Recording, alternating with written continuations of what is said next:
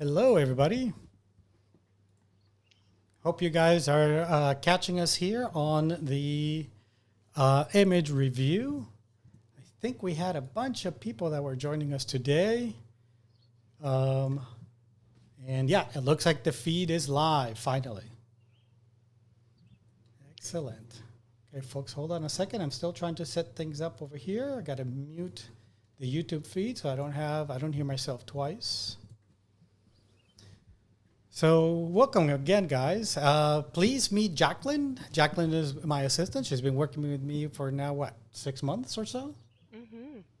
That's pretty cool. So Jaclyn, you want to tell people a little bit about yourself? I'm putting you on the spot on purpose. Yeah. Hi, yeah, it's so nice to meet everyone. My name's Jaclyn. I've been working with Juan since early spring, and I am really looking forward to meeting some of you in Costa Rica as well as in the Scudic Peninsula this coming October, and looking forward to doing more adventures in the upcoming years with Juan. Absolutely. That sounds like fun. Yeah, I think that Jaclyn will keep me kind of on the straight and narrow. She's already kept me pretty busy this summer. As some of you guys know, I like to take the summers off because I travel so much the rest of the year. But this has been a hellish summer so far, but in a good way. A great summer, though. A really fun summer. Productive. That's right. And it looks like Jaclyn is far away, but she's actually just maybe 20 feet away from me. She's in my backyard while I'm in my desk. She came up. She's been here for the past 2 weeks as we've been trying to create a bunch of new content and set up some workshops, all sorts of kinds of stuff. So really exciting. Excellent. Cool. Well, so folks, we have a lot of images. Pretty amazing. I don't know how many. It's like almost 50 images that we received from you guys. So unfortunately, we're not going to be able to go through all of the images. What I'm going to do is, if some of you that seen my reviews before, my image reviews before, will know the drill. But what I'll do is I'll go and do one image per person as we go through them. And then we'll go back around and start over from the first person again. So until we kind of hit the end, we're gonna close out in about an hour by 8 p.m. Eastern time, unless we're getting close to doing a second round or something like that, and then we'll finish off that second round. Okay, so and by the way, you guys can go online on YouTube while you're watching, and you can chat with us and chat with Jaclyn. You can ask questions and whatnot, and I see that a bunch of you have posted. I see Rhett commented, Donette, and Thayer, Robin, Melody, Joe, and Linda as well. Nice to see you all here. Lots of familiar names, which is great. Yeah. I want to see how many. We have 25 people joining us right now, which is kind of neat, especially for the first image review. So. Okay, why don't we get started? You guys may have to forgive me as we start doing this. As you guys know, I've done these quite a bit, but I'm a little rusty, so I may screw up some of the screen changes or whatnot. And by the way, our plan is to do these, maybe hopefully once a month, and try to keep that up as you guys want to send us images in to get some reviews. Okay, so let's take a look at our first image, and the first image here is from Charles Taylor. I'm going to switch here to the image from Charles. And it's a beautiful, it looks like a springtime image with all these flowers. I wonder what kind of flowers these are. And one of the cool things about, and you'll see this in some of the videos that we're going to be producing pretty soon, when you're talking about, or you're trying to shoot landscape images, one of the best things that you can do to enhance your images and make sure there's interest in them is layering. And there's a bunch of different layers here in this image, which makes us kind of more interested in the scene, allows us to absorb different parts of the scene. We have these wildflowers in the foreground, which are kind of nice. We have this green layer over here of, I don't know if this is mesquite or something like that. Another layer with the brown foliage as well as the sky.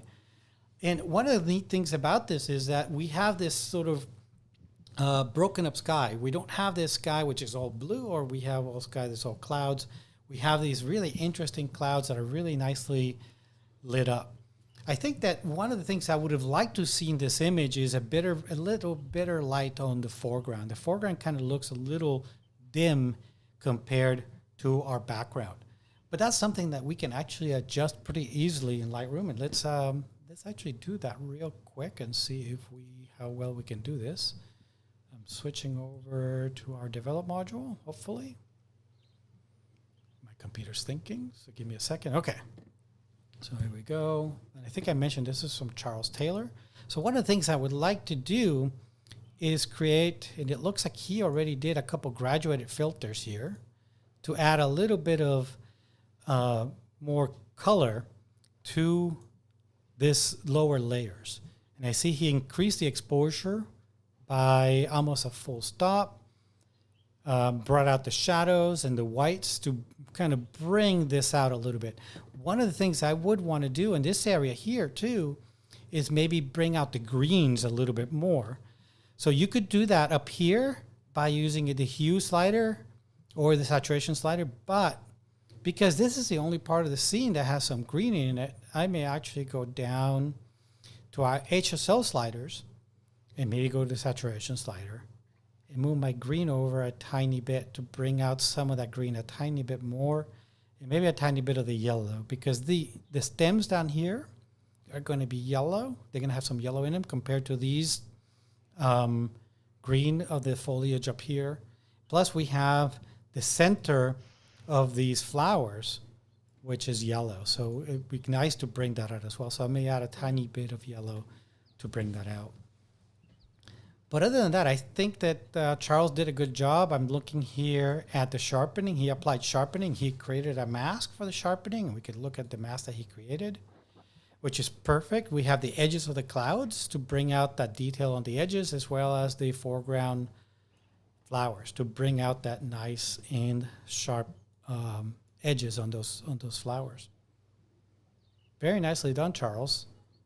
I love the light as it's coming in on the side of these clouds, and then the dramatic kind of stormy side on the right-hand side. So, Jaclyn, do you have anything to add? I think that your insight is really spot on. I think that maybe for my preference, I would even elevate the brightness in the foreground a little bit more, because those whites are so eye-catching that I would love to see my eye really go from the flowers to the clouds in that way. So I appreciate him adding a gradient filter, and I think that was a really great move on Charles's part. Absolutely. Mm-hmm. Okay, so let's move on to the next image. And this is from David. Wow, look at this. That's beautiful. That is pretty cool. I bet you this is in some of the tulip farms in Washington. I see David online here on the comments, and David, can you tell us where you shot this when you get a chance while we talk about the image itself?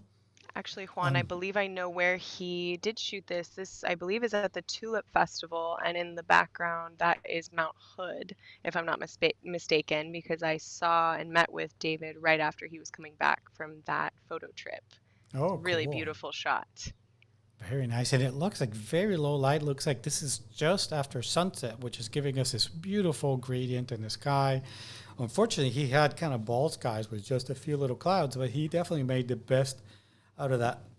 I think that it would have been a little nicer to see some of this middle ground here, especially this little windmill that's in the background.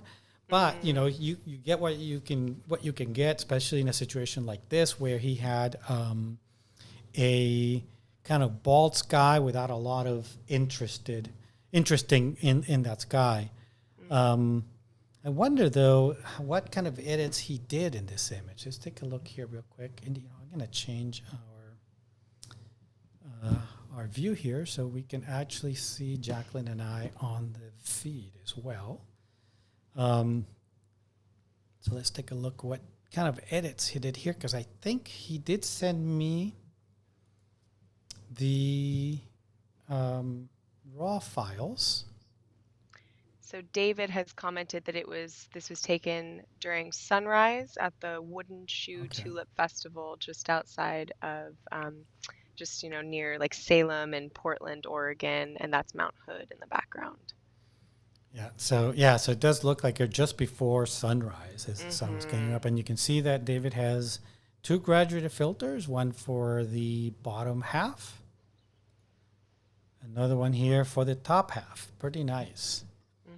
I do wonder though, David, if you'd gone in with an adjustment brush and we painted a little bit of this area here and try to bring a tiny bit more detail here, what would happen?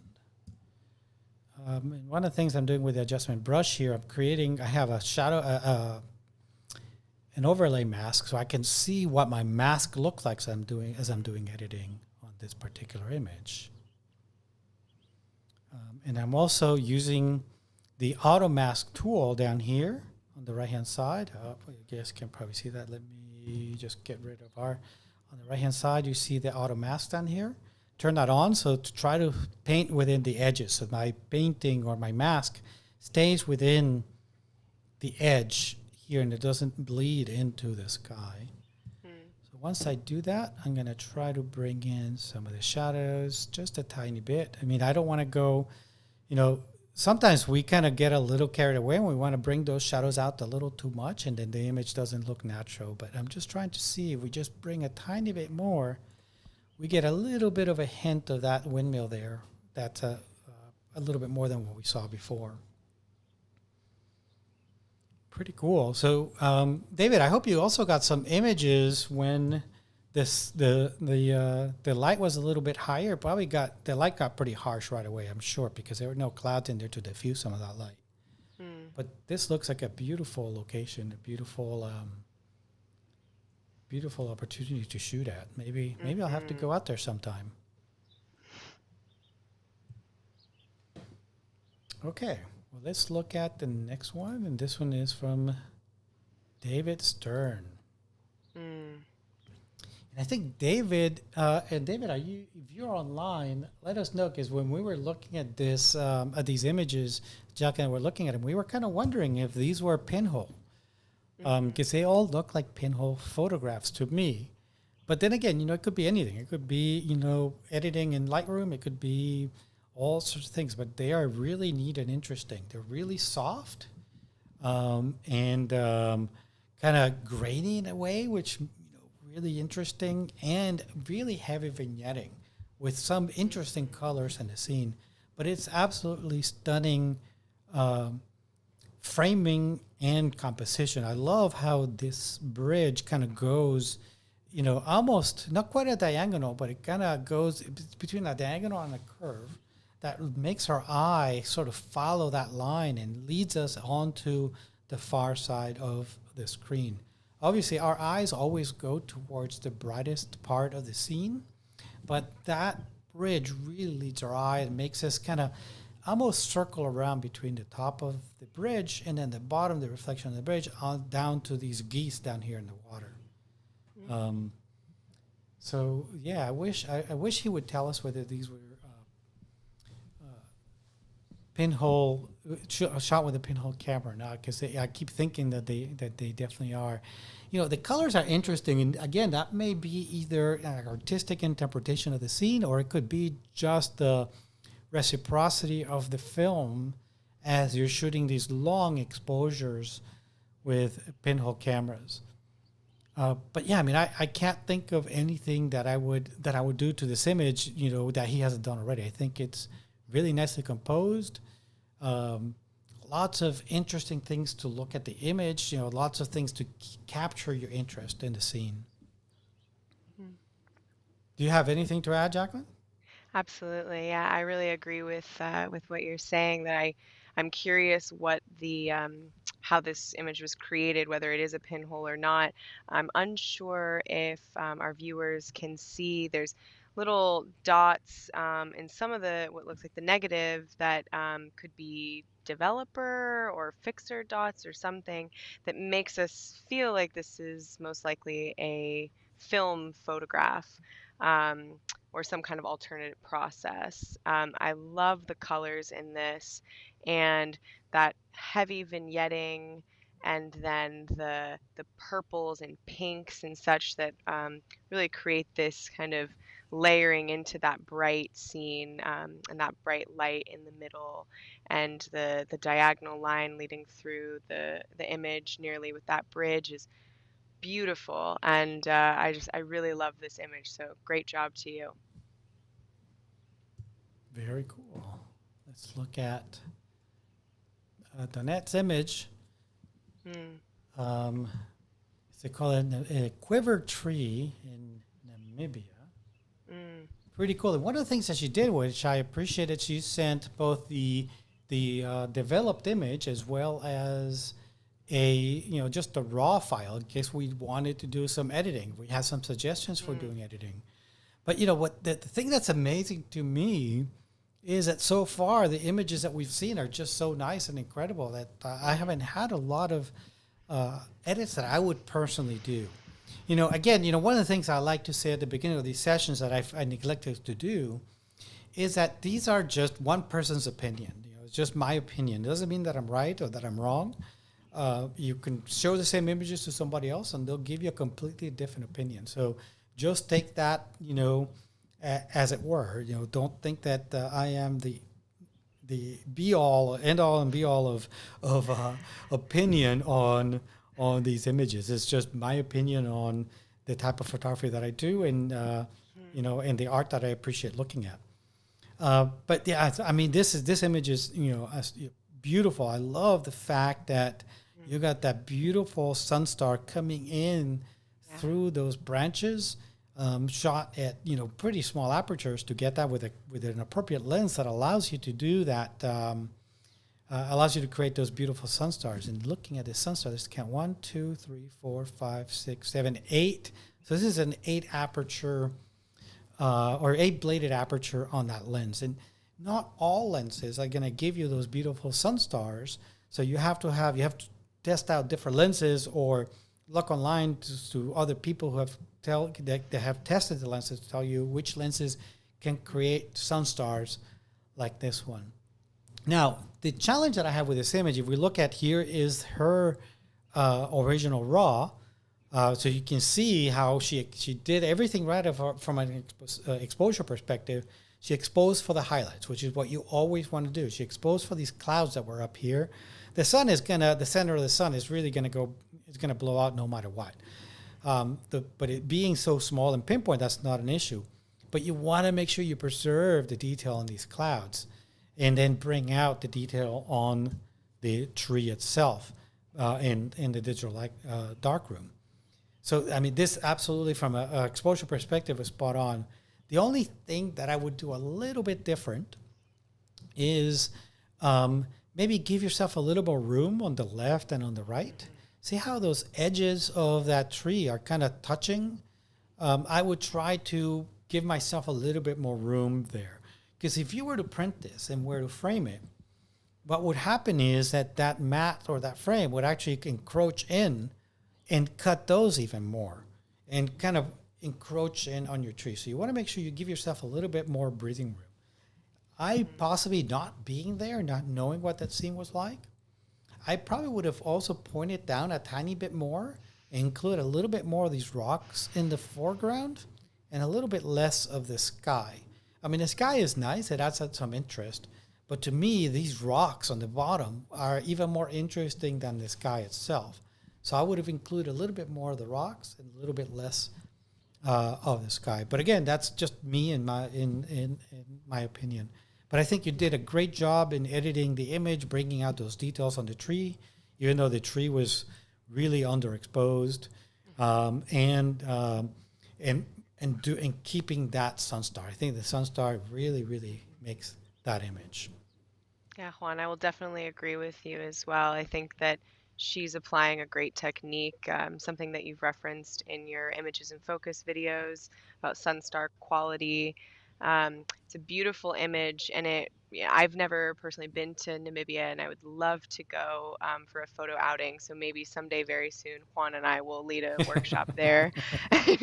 But it really is a beautiful image, and it really encapsulates the warm tones and the warmth of the country that I assume. You see that warm sand and then the color of the trees. So I really love the edit that she's applied. Um, I see what you're saying about the rocks, and perhaps yes, it would be a stronger image with more rock in the foreground. But I also really love what she's done with that kind of that cloud that cuts across diagonally and curves almost around that tree. Mhm. So I really do like what she was trying out and playing around with this image. But I do agree with you that just on that right side of the frame as well, if she were to get the edge of that tree as well and have a little bit more breathing room, that would also be more ideal for printing and for just more, give yourself more room. And then if you need to take away, then you can do that. But if you photograph with not enough breathing room, then you can't really do much about that. So really strong image, and this is Donette's image, correct? Right, correct. I would And love, Donette, please comment on how that photo excursion was for you. Tell us how Namibia was, because that is one of my bucket list destinations. So I'm really envious that you got to photograph there. yeah, I did like your comment about how this cloud kind of mimics Mhm. the shape of the top of the tree. Usually, that Mhm. is a great composition tool that you can use, that repetition of patterns Mhm. and shapes in an image. Very cool. Okay, let's go on to the next one. Yeah, my Lightroom is kind of being a little bit obstinate and slow. Come Wants us to on, just keep talking about Lightroom. Namibia. Right. What's going on, Lightroom? Donette says, "Sign me up to go again." All right, Donette, let's do There we it. go. Let's Yes. go to Namibia. Very cool. Okay, and this is Jim Benson. This is awesome. These are beautiful cypress trees, and looks like a swamp, probably somewhere in the southern part of the United States. And I absolutely love the reflection here, plus the light, the silhouette of the cypress trees. Very nice. Very nice composition. Um, so a couple of little comments here. I mean, the exposure is great. We have a lot of detail. I know sometimes in YouTube, it's hard to see the detail, but she's got detail all around these highlighted parts of the image, the brightest parts of the image. There's Mhm. lots of detail, so exposure was definitely spot on. Um, the one thing I would do is the cropping. I would do a little bit different than what you've done. So let me go here real quick and take a look to see what I can do if Lightroom is going to cooperate with me. And Great. it looks like it is. So Jim, you'll see on the right hand side up here how we have these sort of little bit of branches kind of encroaching into our scene. Um, so one of the things that, and those of you that have been on my reviews previously know, is one of the techniques that I share with people to do, and one of the things that I did when I was starting out in photography that helped me out tremendously, is that just before you press that shutter, you take your eye and you move it around the edge of the frame. And that serves a couple of purposes. One, the most important purpose is to make sure you don't cut out anything you don't mean to cut out, like, for example, someone's feet or an animal's hooves.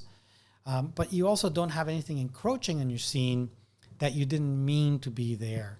In this case, these little branches up here are a little bit distracting because they're just kind of discombobulated. They're completely separated from their main subject. So I would, maybe come in a little bit on the crop on the right-hand side and get rid of those, somewhere around there.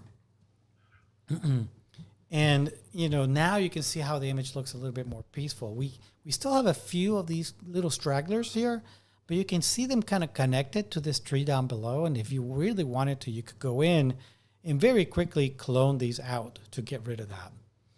I would also think about up here on the top, and again, not being there, I don't know what the situation was, but looking at this image, I would have liked to have seen the top of this tree. I think that we just cut that top of the tree just at the very tippy top of the tree. And, we have a saying is like, if you're going to crop deliberately. Meaning if you're going to make that crop, make it a crop. Right now, it just looks like the very tip of that tree was cut off. So it makes it a little bit uneasy. I think the image would feel even more peaceful than it already is if we could see the top of that tree up there.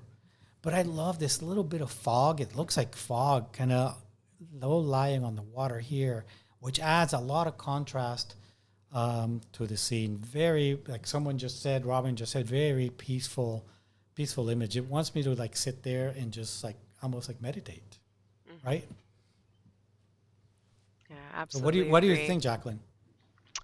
It's interesting because this is something that you and I have been discussing in our YouTube videos that we've been producing while on this work trip, and something that I still struggle with and need to apply and be mindful of is intentionally cropping or intentionally including in all details and all facets of what my subjects are. And in this situation, it's the cypress trees. And I would love to see the very tippy top of that left side of the frame. I would love to see the top of those cypress trees. And Juan, I'm actually curious, in the framing, would you suggest backing up a bit and zooming out a bit? Or would you suggest just tilting up the camera and having less of the reflection and more of the sky and the top of those trees? Because I really like how this is framed compositionally as well. I think it's really strong. So in bringing up those trees and having the tops of those cypress trees, what would you suggest? Either zooming out or just reframing?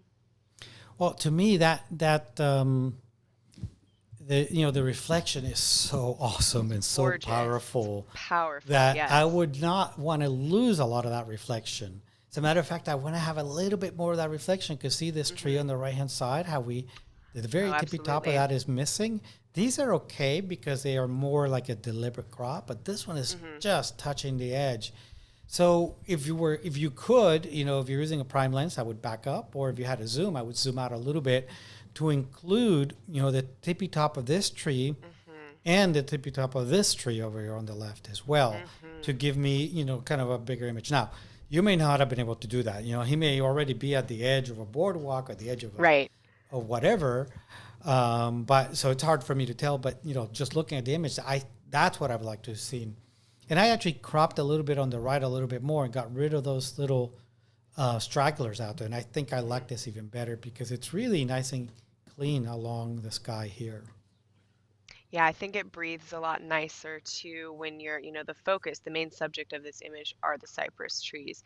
And so we don't need any extraneous kind of different types of trees or even partial trees in the frame. I think that this is a really beautiful image, and with that slight crop as well on that right side of the frame without the kind of miscellaneous trees, I think it really just focuses you on that kind of spooky fog and the reflection and the power of those trees. So this is a really great image, Jim. Yeah, so Jim, one thing you may also sometimes when we're there, we change our focal length and we change the different aspects. You may want to look to see the image that you have. If you have one that does include those, that you shot at a little wider angle. Yep. Okay, let's look at the next one here from Joe Vargas.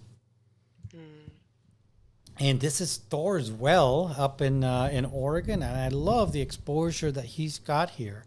One of the first things I look at this image that I want to fix is this horizon. The horizon is just slightly off. So that's something that I would want to fix right away. And oftentimes when you're in a situation like this, it can be kind of difficult to keep an eye on that horizon, right? Because we're kind of looking at the wave. We're kind of making sure that we don't get swept out to the sea, or we don't have a rogue wave that crashes upon us. But now, as I enable the crop mode, you can see how tilted that horizon is. So that's absolutely the first thing I'm going to do. I'm going to use my angle tool in Lightroom, draw a line across that horizon, and now that horizon is nice and straight. It's that easy. So is that something that people should definitely do? I love the long exposure that he used here, the kind of slow exposure that he used. Trying to look here, it's like half a second or so in exposure. That gives us a nice milky water. But if you went even further than that, the water may start losing detail. So you got to experiment to make sure that you are you don't use too long of an exposure when you're editing or shooting the images. So, the tendency is to longer is better, and it's really not, because you start losing detail in the streams of water down here. And I love that you captured this wave coming in as well. This is a nice motion up here. The only the only thing I would change about the image is the sky. I think the sky and the sea is a little bit it doesn't have enough color, doesn't have enough punch. So I'd want to go in and add a little punch to that scene. So we can start by using the gradient tool, bring it down a little bit. So let's see what we can do here real quick. Again, I don't want to spend too much time here. Joe has just contributed too that this is his unedited image, and the edited image is black and white, which I believe he's contributed. So yes, here's the black and white. Oh, wow, that's gorgeous. Yes. So Joe, the thank you so unedited much. Images too, that raw, Joe, that's a gorgeous image. Yeah, no, this is absolutely way better. That was thank you, Joe, for saying that. And I knew that, but as we're looking at a bunch of images, I forgot that you had the raw file, the raw file and the finished edited image. And this is huge. This is such a huge improvement. Look at that horizon; it's nice and straight. Beautiful detail in those clouds. This wave coming in is even better. I mean, look at that, how it stands out. And the silkiness of that water is absolutely perfect. This is a 10 out of 10. Absolutely. And Joe has just commented that that's the wave that hit him. So perhaps that skewed horizon line was him falling mid-shot. So good job, Joe, for being dedicated to getting the shot. That is absolutely stunning. I actually live in Oregon currently, and I had never heard of Thor's Well. So I plan to be there now. When I fly back next week, I'm going to go and visit and see the area, because you have completely inspired me to try to take my own shots. So thank you, Joe. Yeah, and the first thing I said to Jaclyn is you got to watch out and be careful, because that rogue wave can come and hit you, and you won't know what hit you. Oh my gosh. Awesome. Beautiful. I mean, this is the amazing shot. This is definitely one of the best, Thor whale images I have seen. And it really works as a black and white. Absolutely does. Okay. So Giovanna, another black and white. Pretty cool. This is awesome. This is such a beautiful, spontaneous capture with these leading lines that as we're going in and looking at the underneath this, I'm assuming it's a pier, the under section of the pier. Does she have a title here? Under the pier. Yeah, so it is a pier. Absolutely, gorgeous, and I love the action and the mood that we have with this young woman at the bottom of the pier as the waves are coming in. Lots of detail all around. Trying to think, and I can't come up with anything that I would do to this image differently that she's already done.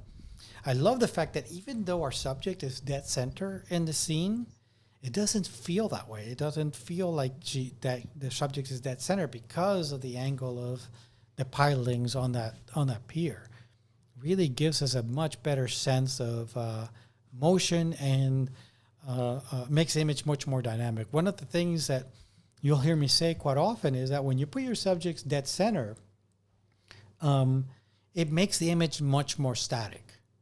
But here, because of those pilings and the waves coming in, this image feels incredibly dynamic. And I love all the detail that's in here in this black and white conversion. Absolutely. You know, Juan, something that I really love about this image is that on the far left, right near where your cursor is, I like that there's a bit of space in between the edge of the frame and that one, you know, pole, the wood pole. I think that if the photographer were to have not included that edge right there and that bit of negative space, I don't think Mm-hmm. it would have flowed as Over here. nicely. Yeah. Right there, exactly. I think that it was really a nice decision by the photographer to have that kind of widened a bit, and it really does just allow for a great leading line into the subject, who is that person, that young woman, I believe, playing in the water. I think that that was a really great artistic choice, and so I really commend you for that. Very cool.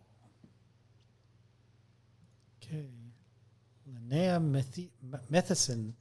I'm probably butchering someone's name here. Sorry about that. So let's look at the finished image. And these are kind of neat. They're a little bit different than what we've seen so far. These sort of still lives, but really intriguing and cool and interesting all the same. Yeah, this is very cool. I think what makes the image for me is really the texture and the way the light's falling off at the edge of this, at the edge of the egg here on the forks, and let's compare to what I think is the raw image. It looks like the raw image, right? Because it is a let's see, this is the NEF file right from their Canon camera, and this is the edited image. Really, not a lot done here. It was captured near perfectly in the camera itself. I mean, there's so much to look at here. There's so much that attracts me. The really beautiful lines of the forks themselves, the reflections on the forks really brings them out. Plus, like I said before, that light fall off just really draws you into the image. And, you know, it looks to me almost like an abstract, but we still know what the subjects are. But we still, because of the graphic nature of the image and the way that our eye kind of moves, I don't know about you, Jaclyn, but my eye kind of wants to go across the forks because we have this sort of diagonal line, and then my eye gets drawn to the egg and then the reflection of the egg. So my eye kind of keeps going this cross as it goes across looking at the image. You know what? It's interesting. This is just really indicative of how different viewers, different artists see different things in images. What's so intriguing to me and really eye-catching is that shadow that's cast behind the forks that leads up to the left corner of the frame. And up that even that one above it too.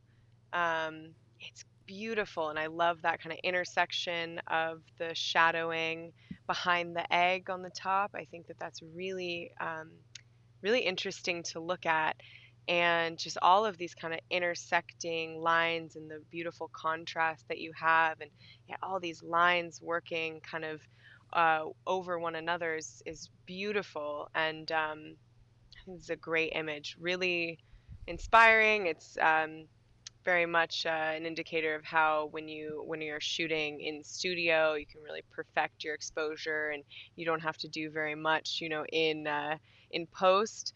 Versus, wildlife, there's so many factors to consider, so you're not able to really make something so perfect in camera. So I'm really appreciative that you contributed this, and it's really exciting to look at. I love this image so much. It's very unique.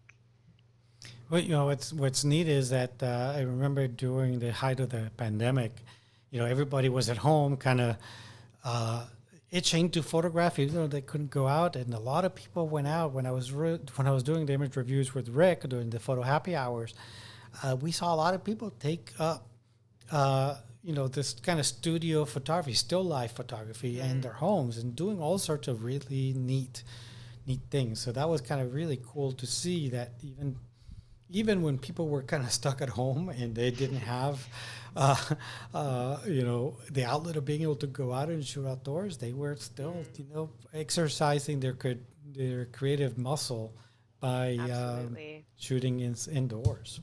Yeah, the accessibility of that image is really, anyone could create that with a glass table and a light coming from one side. So that's really great to see. Thank you. Cool. And, this image is from Mary Hart. Just amazing, amazing barred owl barreling straight out at her. It looks like it's coming to perch on her head, or maybe she's got a mouse on her head running around her head or something. I don't know. No, I'm just kidding. I know Mary, and I know where she was when she saw this. She actually shared this image with me, kind of during the winter, kind of enticing me to come and photograph with her. And I was dying to go get on a plane and go down there. I'd be Um, sold. yeah, it's just Yeah. so amazing, just so beautiful as this owl is coming straight at them. Um, and you can see, actually, I want to share with everybody. Here is the original image. Um, because, as you're doing with birds in flight, birds in flight is one of the hardest things to photograph. And oftentimes, our inclination is to zoom in and kind of compose with our zooms and our cameras. But, you know, with birds in flight, it's hard to do that because the birds are moving so fast. It's hard to keep up. It's hard to keep track of the subjects while framing at the same time. So typically, what you want to do is what Mary did here, which is shoot a lot wider and just focus on keeping that bird in the focus section, the focus area of your camera, so that you do have a shot at getting something in focus, and then crop in post processing. So I think that if it were me, I would probably wouldn't crop as much as she did here. So let's try doing that with this image, and I'll show you the type of crop that I think I would do with this image. I would just open it up a little bit more than what she did, just to give a little bit more sense of environment, if you will. Obviously, the owl is, just absolutely stunning, but I would try to crop it a little bit more and then maybe put it more in one of the PowerPoints of the rule of thirds. Mm, These four intersections here of the rule of thirds are often called PowerPoints. And maybe I would bring it in a little bit more than that, maybe a little bit higher than what it's there, maybe somewhere around there, something like that. So when we look at this image, and let's actually compare these two, bring these up yeah. in compare mode. We can see a lot more detail on this owl over here, but I like to see the environment that our subject is in, right? That being able to show the environment that the your subject is in adds a little bit more to the story, adds a little bit more to the scene. But yeah, Mary, this is, like I told you back when you sent me this image initially, this is just an awesome shot, and I have to go and make one like this myself. What do you think, And Jacqueline? Melody just commented something I think really, really great and very Mm-hmm. true is that she said, I love the catch light in the eyes. And I agree. I think that that's something really great is that Mary has the eyes really as that focal point too in the frame and that my eyes go straight there. One thing I do notice with this image, and it's something that I have fallen prey to as well, is that if you could go back to her edited image that she sent Juan, you can see some of the dodging around that top Mm-hmm. left around the Right. wing. And sometimes I have also overdone it a bit where you can see the lines in the way that it doesn't blend as fluidly with your background. So, Juan, I'm curious what you would do. For me, maybe I would continue that dodging up to the top of the frame. Um, and just having that color tone more even. Because I agree, I appreciate what she's doing. She's really bringing out the strength and the light and the motion of Right. that wing. But there is a possibility, there is a tendency that you can overdo it, and you don't want to detract from your image. Yeah, And yeah. so What's that's interesting very when we look smart. at this image, this is the raw file without any Yeah, editing whatsoever, and yeah. there still appears to be almost like a little halo around this Little left side, halo, right? right? Yeah, Even though that's why this I is was completely curious if unedited, it which is was. interesting. So make Hmm. sure that this is coming. I'm going to hit the reset button. Make sure. Yeah, I mean this is completely unedited. Right. So, and I think that the edit, like you're saying, kind of on her finished image. Hmm. Let me see if I can switch to that again. You know, my Lightroom is not. It's misbehaving. I don't know Yeah, what's going on. I think it like draws it out even more too. Right. Okay. So let's see if we can look at. I'm sorry, but my apologies, folks. I don't know what's going on with my Lightroom, but it's really unhappy today. And I rebooted my computer just before our session, and it's like, um, just like thinking and thinking. I'm getting the beach ball of death, is what I Well, call it. while you wait for that, Mary, you have a lot of people who are really Right, there we go. intrigued by this image. People say, "Whoa, awesome, great shot, love the catch light, way to go, Mary." So I think this is a really a fan favorite for sure. It's a Yeah, great no, action shot. absolutely beautiful image. Hmm. So yeah, let's go back here. This is what I had done earlier. Hmm.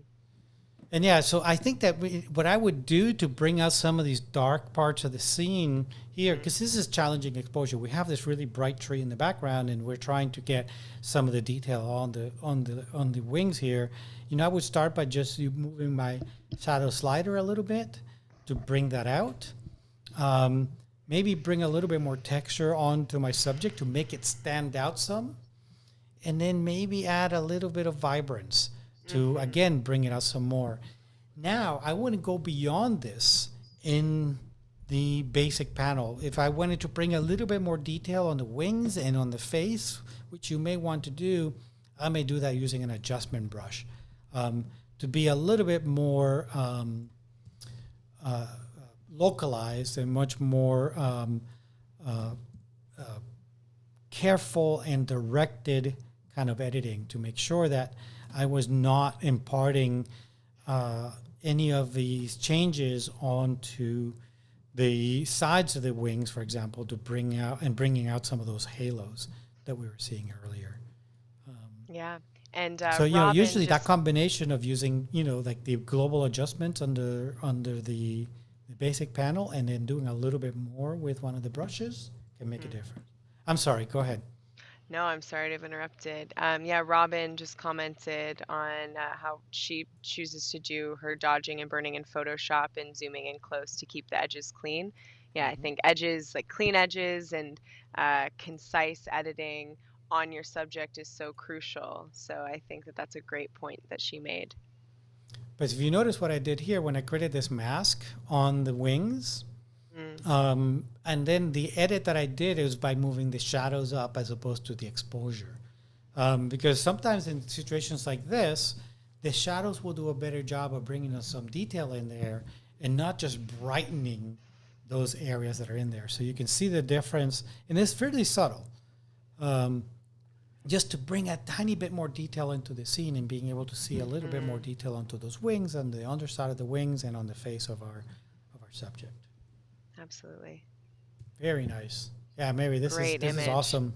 Yeah, this is very awesome. Beautiful. Maurice, my friend Maurice. Great photo. Oh, this is awesome. This is just such a it's so comical. Look at him. He's got his one leg up and with the front with his paw kind of holding on to this rear leg and looking straight at the camera. This is very cool. Lots of great detail in the scene, and you know, and it's interesting because we can't see a lot of the environment in this image. So it's not telling us a lot about where they are. It's just on a grassy field, but there's some humor to the image, right? That really adds to the scene. If it wasn't humorous in the way that the bear is looking at us and the pose of the bear, it wouldn't be as effective as an image as it is now. The one thing, Maurice, that I would do is maybe try to open it up a little bit. See how we're so close to the edge up here, especially up here, but even at the bottom as well. We're very close to the edge. So I would give myself a little bit more breathing room in the image so that it feels a little bit more peaceful, if you will. One of the challenges with zooming in so much is that sometimes the image, it has like a little bit of a feeling of tension in it. And by opening up a little bit and giving your subject a little bit more room, more breathing room to be in, it can definitely make the images a little bit more smoother and much more peaceful feeling. Mm-hmm. And I love the diagonal that the bear is in, and the fact that he has that straight look at us. We get a little bit of catchlight in the eyes. You can see that in here. Mm-hmm. It's pretty. It does look like this is a cropped image, so maybe he does have room to go in and crop in. Give yourself a little bit more room. Mm-hmm. This is an indication too. We were discussing this in your most recent YouTube videos that we've been producing, that having a little bit more of a sense of environment would give you a sense of context as well. Right. I think it's such a great image, and just even having a little bit more space, a little more headroom, a little bit more space below the bear's body would give us more context and a sense of time. So this was Maurice's image, correct? Yes, correct. Yep. So yeah, so this will be something. This is a topic that Juan and I will be discussing in a very an upcoming YouTube video that will be released very soon, and what works compositionally in wildlife, and why pose and context and sense of time is so crucial for wildlife photos to really work. So this is a great image. That's a great point. Could not ask for a better pose. I know. And one thing I do want to comment here, because some people will look at this and saying, well, you're not really following the rules of third, right? You're not putting your subject in one of the PowerPoints. And I would argue that the subject is one of the PowerPoints, because it's more about, in most cases to me, is more about what I call the center of gravity of my subject. Is not necessarily, the face or the center of the body or whatnot. To me, it's the center of gravity of the subject itself. And to me, the center of gravity of the subject is somewhere around here. So it's really, very close to those PowerPoints. It does fit that rule of thirds. And Juan, I just want to add, so I believe it's Maurice, it's Eagleman2101, commented, mostly not cropped. We were 8 feet from shore and he was 4 feet from the water's edge. All I had was a 100 to 400 millimeter lens. So incredible job capturing what you could with what you had. That's crazy that you were so close and that this bear seemed to be so chillax with you, right. and just posing for you and that with that great shot. So incredible. And he also says he was in Alaska shooting this. So this is something that perhaps in the very near future on one of Juan's Alaska workshops too, that you can try to get some inspiration from this and create your own awesome bear pose too. Yep. So here's an image from Melody, and I have a soft spot for eastern bluebirds. I lived in North Carolina for many years, and I had lots and lots of bluebirds on my property, and I would love photographing them, especially in the winter. Was one of my favorite times to photograph these guys, but also in the spring when you had, the chicks coming in to feed on the adults. Just such a beautiful little pose. I love the environment that they're in this tree. I love that background, the fact that you have that beautiful creamy background, which is something that I always strive to accomplish. And, you have a really nice clean area here for the birds to interact. Yeah, there's some leaves coming in, but, it's a natural environment, right? Mm-hmm. If we had completely clear of leaves, it would, in a way, it would almost seem kind of fakeish, but the fact that we have these animals kind of framed, the eastern bluebirds kind of framed by all these leaves, and the branch below really focuses our eye in on our subject. I love the composition. Again, I would leave myself a little bit more room on the left-hand side, just a tiny bit, but that's really nitpicking the image. You got plenty of room on the right-hand side on the tail of the adult, and beautiful leaves on top. And that background really makes this image look very three-dimensional. It looks like it pop out of my screen. I feel like I can reach out and touch these guys. You know what I love too about this image are the really rich colors. I love those greens. I love the deep blues, and that whatever that color would be, that golden color on the chest is really beautiful too. So I like that that kind of color contrast as well is really strong. You know, what's interesting, one of the reasons I like shooting these guys in the winter, kind of near the end of the winter, beginning just before spring, is because their colors were at their brightest during that time of year. Once they start, you know, because that's when they're breeding and they're courting and whatnot.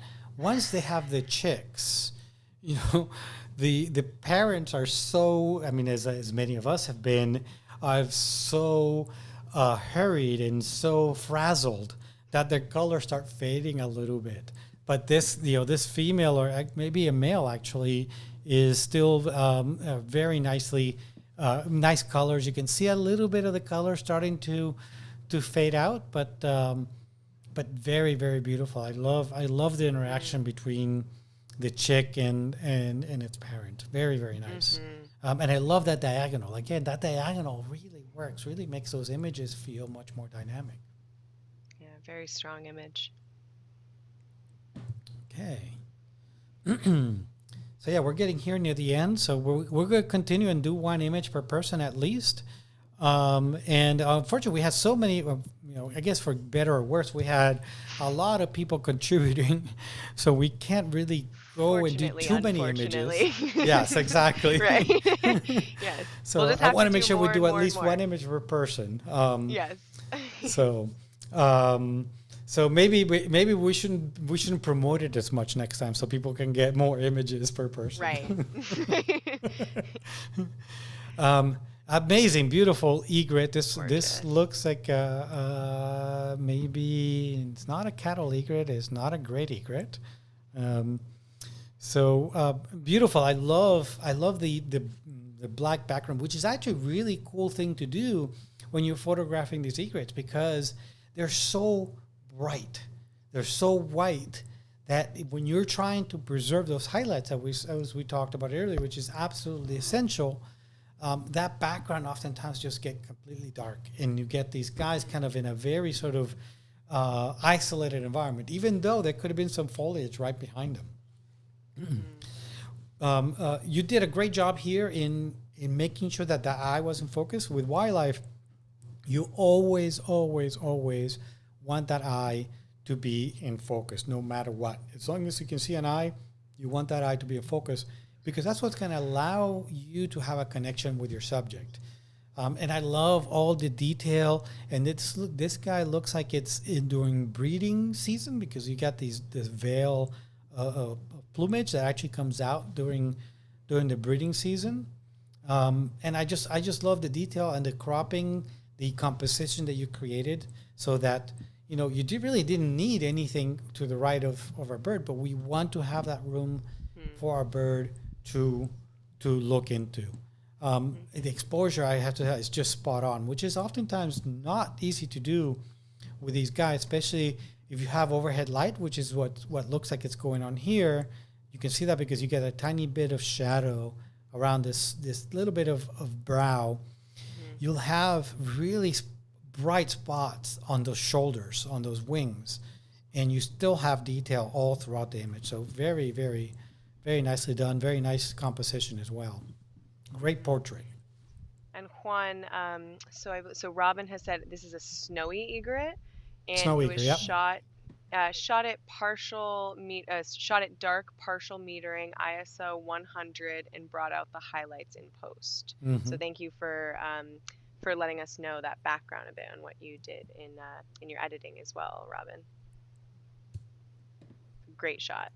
Great shot. Let's look at an image here from Sally. Wow, what an action shot, huh? Look at this. Great I, image. I love these whiskers over here Mm. that have frost on them. That is Mm-hmm. just so cool and so neat. Can we zoom in on these guys? No, that's as far as we can zoom in on the image that she sent us. Um, Absolutely awesome. The one thing that I would do is I would do the crop a little bit different. You see how it feels like we have a lot more room behind our subject than in front of our Mm-hmm. subject, even though we kind of have equal amounts because the tip of the tail to the edge of the frame and the nose to the edge of the frame is about the same.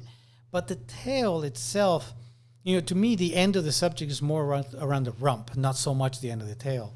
So I would prefer to give myself a little bit more room in the front of my subject so that I give myself a little bit more room in front and provide a little more room for our subject to move into, makes the image feel more natural and at peace. I also maybe would want to get rid of this bottom part because it's not necessarily adding a lot, and I want to be able to see more detail on our mountain lion here, puma or cougar. So I may actually crop it kind of tight all the way up here, and you can see how now we can see a lot more of our subject, and you can see that we have, the image feels like it's got more motion, it's more dynamic, because we have more room in front of our subject than behind our subject.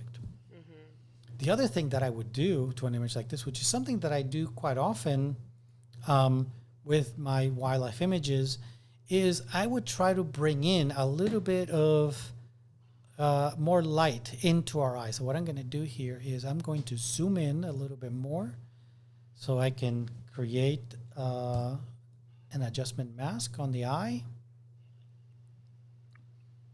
Tiny bit here.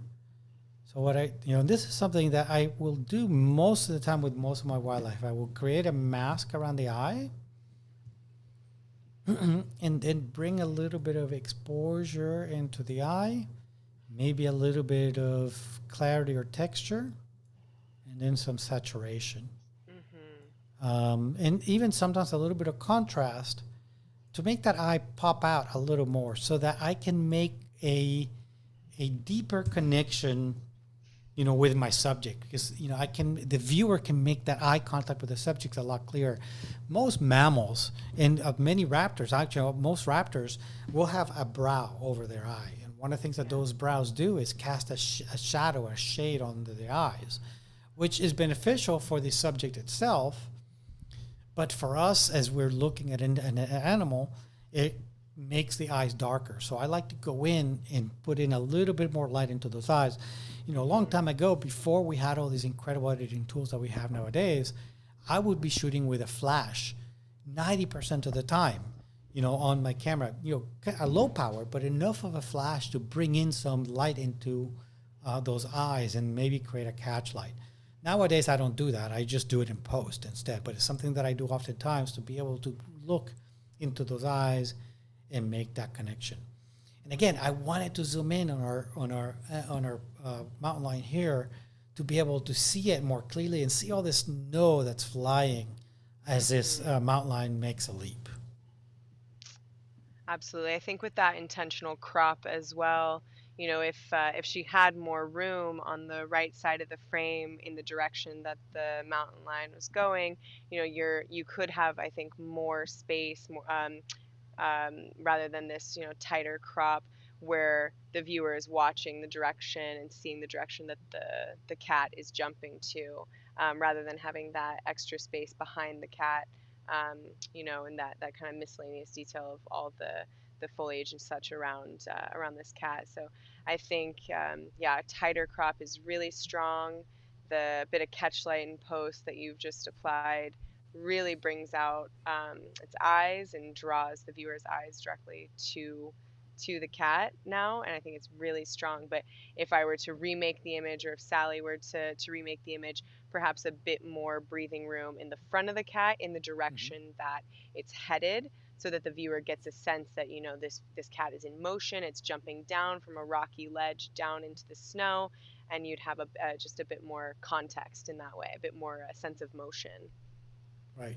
You know, and I see in the comments here that David was asking whether you would clean up the snow around the tail. And I personally love that snow right at the tail because it gives you a sense of motion. It gives you all the snow is flying as this mountain lion is leaping. One of the things that I also notice in this scene is that if you look, there seems to be the rear end of our cat is a little brighter than the front end of our cat. So the light was a little stronger on this side than on this side. So this is a situation where I may go in again with an adjustment brush tool, and I'm going to do this quickly. Obviously, I would work on this a lot more to try to get the right mask here, but I would maybe bring in, create a mask that covers the front of our cat a little bit and kind of tapers off towards the back. But maybe something along these lines. Again, I'm doing this very quickly, so we're not here for 3 hours doing this. And then I would bring in maybe a little bit more exposure on our cat, maybe a little bit more saturation to bring out those colors, and maybe a little bit more clarity to add some of that mid-tone contrast onto the scene. And you can see those little changes have made a big difference. So just to see, this is before. Absolutely. And this is after those changes that I just made. You can see a lot. That fur looks a lot more luminous. There's a lot more light. There's a lot more detail in the color, a little bit more saturation in there. Now, you notice that if you look at my sliders, I just touched just sliders. They were just small adjustments to those sliders. And I believe in doing small adjustments. And, as opposed to doing large adjustments, I think a little bit here and a little bit there is what allows you to create a great image. When you do large adjustments, you end up oftentimes with, images that don't look as natural or as great, in my opinion. And we're getting a lot of comments. Juan, so Sally had said, thanks, I wasn't happy with it, but I'm not sure why now.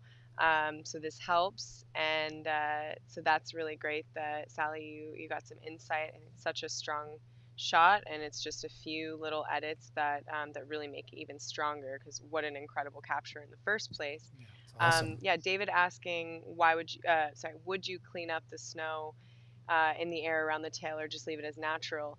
For me, I would leave it, because for me it gives me a sense that this is a great action shot. Stop motion. She got this great shot right as the cat was leaping off of that rocky ledge. So for me, I really like it. I guess it's really personal preference if someone would want to go in and do the due diligence of editing that out, but I don't see it as necessary. Right. And then Thayer asked, and Sally, maybe you can respond in the comments, how did you ever get close enough for the shot, and what lens did you shoot with? I don't know if the metadata shows one, where this was shot, but this is really such an incredible image. I'm really impressed. Yeah, look at that. So she was shooting with that 100, 400, 227. Yep. My guess, if I had to guess, that this is shot at a game farm, because the vast majority of the images that people make of mountain lions are going to be, in a captive type environment, whether it's a zoo or a rescue or an animal shelter or something of that nature. Because these are such elusive creatures. And the fact that she was so close, shooting at 220 millimeters, really, I think I would have feared for Sally's life if she was out there that close out in the wild. So Sally, I'm glad you were not out in the wild. I'm guessing, but I'm glad you were not out in the wild with this. She's adventurous enough too. She definitely would be out in the wild. I think it's important to add as well. Sally is the person who introduced Juan and me together, and That's right. initiated this work relationship. So we love Sally very much. Sally, thank you so much for contributing to this image review. It's an incredible shot. Absolutely. So yeah, she And says Sally Montana says Animal yes, Farm. She's Montana. probably triple Yeah, D in Montana. Montana. Mm-hmm. Yep. Okay, so the last image here was from Thayer, and actually Thayer was with Wow. me. He was just with me in Yellowstone this past spring on a spring workshop in Yellowstone, which is a workshop I do from time to time. I don't do that all that often, but we did it this year because we had a lot of interest on it.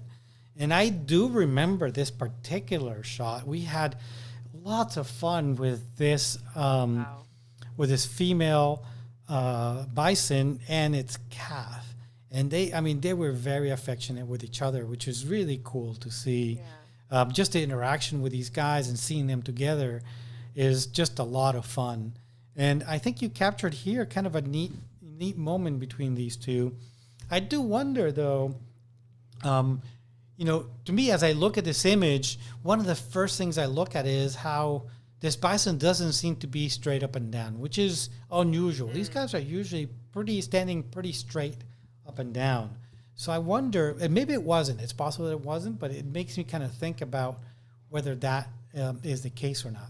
So one of the things I'm going to do is maybe try to and see what it looks like. Try to make this bison kind of looks, kind of standing perfectly straight. And the way I'm going to do that is I'm going to use the angle tool, just like we used earlier, and bring it in a little bit. And let's see what that looks like. See, to me, that seems a little bit better. It seems like a little bit more natural. Looks like it's standing up the way that it was in the real world. So, maybe when you were shooting, you were a little bit off kilter. But I love the interaction. I love the pose. I think that perhaps maybe, and again, I don't remember this. I mean, I do remember this particular shot, but I don't remember how many bison were around this one. I think I may have tried to include a little bit more of the environment that they were in. I know that oftentimes we try to focus in and focus on our subjects, like I did with Sally's mountain lion. But in a case like this, having a little bit more of the environment that they're in will tell us a little bit more of the story about our subject. So I don't know, Thayer, if you have another image that you may have shot horizontal that gives you a little bit more room so you can see more of the environment, or maybe an image where you shot a little wider and we could see more of the sagebrush that's up here and give you more of a sense of place. And the reason in this image I think that's important is because, even though these subjects are so compelling, and that calf, which are called red dogs, by the way, a lot of people call them red dogs. I don't like to call them red dogs, but they call them red dogs because they're really red when they're first born. Even though these subjects are very interesting, they're kind of static. So providing a little bit of background and environment will go a long way in telling us a little bit more about the story of the subjects that we're looking at, their environment, where they are, and whatnot. But, from an exposure perspective, this image is spot on. You have lots of detail. You were able to capture, a nice exposure. I like the fact that you have some softness down here on the lower right-hand side and maybe even on the left-hand side. There's probably some grasses in front of you that added a little bit of softness to what otherwise would be a big expanse of green there. So yeah, I would, Thayer, I would look a little bit around the images around this one to see if you can come up with a composition that gives us a little bit more of the view of that background. Yeah. So what do you have to say, Jaclyn? What do you think? I think it's a great image. I'm really looking forward to.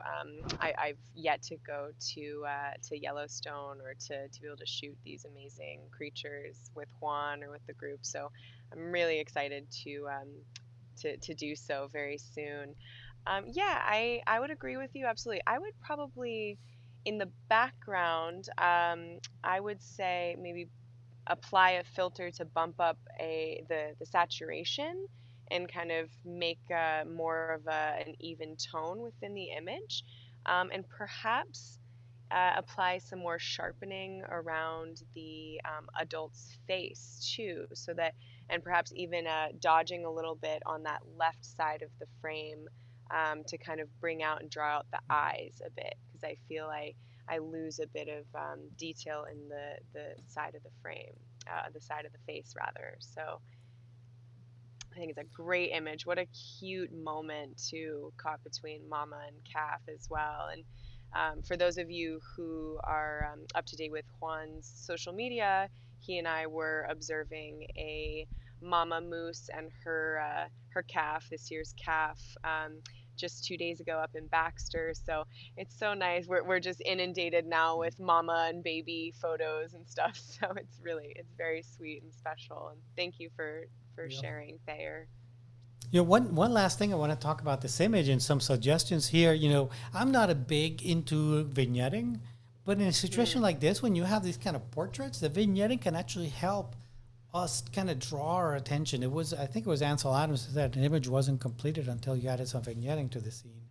So in mm, Lightroom here, we have under the effects, we have the compose crop vignetting that allows us to add some vignetting to the scene. And, again, I see this quite often is that a lot of people, the tendency is to kind of like really dial it in like this. yeah. And that's not what I would do. To me, it's actually the vignetting needs to be almost subliminal, almost like unnoticeable. It's just Yeah. like a way to steer your subconscious mind, if you will, onto the subject and focus in on the subject itself. So I think this image is a great example of being able to use some vignetting onto the image to draw our eye even more onto our Absolutely. subject. Absolutely. Vignetting can be a stylistic choice for sure, and it can be really overdone. But when it's done in a way that's very understated, in that it just really draws your eye into, especially when you have a subject that's right in center frame, it's such a great visual tool to use, but sparingly, right? Right, sparingly. Yeah. Like with every, like with a lot of the, all the different editing tools in Lightroom, a lot of times we get kind of a little bit overexcited and we tend to overdo them. And you kind of have to go back. One of the tricks that I do, which is another tip for you guys, when I'm editing an image, if I'm working on an image, quite a bit, one of the things that happens is that our brain kind of gets used to the image and we end up kind of pushing and pushing and pushing So the editing true. sliders more and more. So Right. oftentimes what I will do is when I'm editing an image, I'll do some edits and then kind of take a break from the image. It could be 10 seconds. It doesn't have to be that you can stand up and go get coffee or anything. And oftentimes what I'll do is I'll look at something else. I'll look out my window. I have a window right behind my computer because I'd like to kind of like reset my eyesight for the white balance, but also for the composition and the color balance that I've created in my image. So I'll kind of reset my vision by looking elsewhere and then go back and look at the image. And oftentimes, that Absolutely. first glance that you get at that image will bring out things that may be wrong. Like, for example, if you had gone and done some white balance adjustment that went a little too far, once you Mm, first glance back at that image after having reset your vision, you can pick that up very quickly. Is there a green cast to the image, or is it a little bit too warm, or a little bit too cold? right. And it makes such a difference just to reset your image, your vision while you're going back to editing that image. So true. Well, For me, I deliberately will get up and maybe walk around. I get my blood flowing a little bit. Everyone has their own style, but that kind of visual reset is so important, because yes. you'll be so engrossed in your edit, and you won't realize how far things may have gone, maybe too far that things have gone. So really taking a break, taking a breather, however long that is possible. For me, my tendency is to actually edit and then wait, overnight, even visit the next day if Mhm. I'm able to, and see where I was at the night before and where I'm at today. And I think that gives you a much greater sense too when you're on the right track with editing, if the time allows it. Well, folks, I mean, we can't thank you enough for submitting all your work. We really appreciate it. And, we will, like we mentioned earlier, we will try to do these, perhaps once a month. Some months are going to be busier than others. August is going to be a little bit crazy for me. I'm going out to Alaska to scout some coastal brown bears for an upcoming workshop. I'm going to be out in the boonies of Maine and on the Allagash, canoe camping for 5 days. So there's lots of stuff going up on August. If you know Maine, you gotta take advantage of summers in Maine because they're fleeting. They don't last very long. So we'll try to do this again in August. We'll see. Maybe near the end of August may be the best time to do it.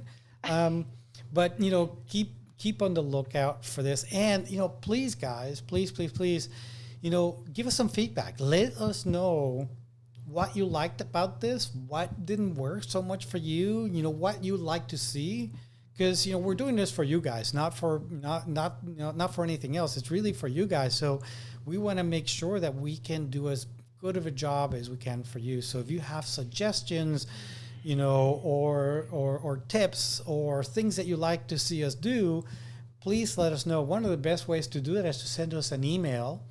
And send us an email. Actually, Jaclyn, if you can type that email out on the chat, info@juanpons.org. That's going to be the best way to send us an email because both Jaclyn and I will get that. Or if you have my email and you don't want to write down the general email, you can send me an email or send Jaclyn an email, either or. But info@juanpons.org is the best way to do that. Anything else you want to add, Jaclyn?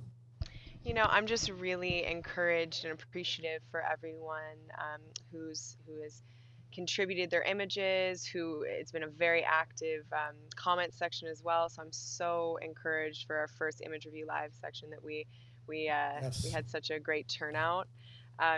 People are asking, when are you doing the next one, Juan? And I did kind of mention Juan's August is quite crazy with Alaska and then the Allagash trip. But maybe either beginning of August or end of August, we promise that we will do this again because this really is encouraging for us. Jaclyn's promising, so it's going to happen. If I promise it, maybe it'll happen. I promise. Yep. If anything, it will absolutely happen. I so appreciate everyone for their positive feedback already too. Will there be more of these? Appreciate the critique. Yep. Definitely interested in participating in the future. Great job. This has been stimulating. I learned a lot. So thank you guys so much for really contributing and sticking around to the end and bouncing ideas off one another too. And it's been such an honor. So thank you. The last thing I want to mention too is that we're thinking in the future of having guest photographers to do critiques as well alongside us. So we'll certainly have, I did this for a long time, especially during COVID with Rick, and we'll definitely have Rick Salmon on in a future episode. We will try to get also David Swindler that I do the Images in Focus videos with. If you haven't seen those, make sure to check those out. We have a YouTube channel called Images in Focus where we talk about all sorts of things photography. Him and I are really busy this summer, so we haven't done a lot of videos lately. We're going to pick up later in the fall again and come up with more topics to cover there. But so it won't just be Jaclyn and I. We'll probably have a couple of other guests in here as well. Okay, folks. Yeah. Well, thank you so much, and we can't thank you enough. And look forward to the next one. And don't forget to send us some feedback. And we'll let you know when the next one is out. Keep an eye on social media, and we'll definitely do that on the newsletter as well. Mm-hmm. If you haven't subscribed to the newsletter, check it out. Go to my website, juanpons.org, and sign up there as well. Absolutely. And look for a lot of amazing new video footage as well that Juan and I have created over the last few weeks during my work trip in Maine. We've got some incredible videos coming out for y'all in the coming weeks. So look forward to that as well. We're really looking forward to sharing with you. Well, take care, folks. Thank you, guys.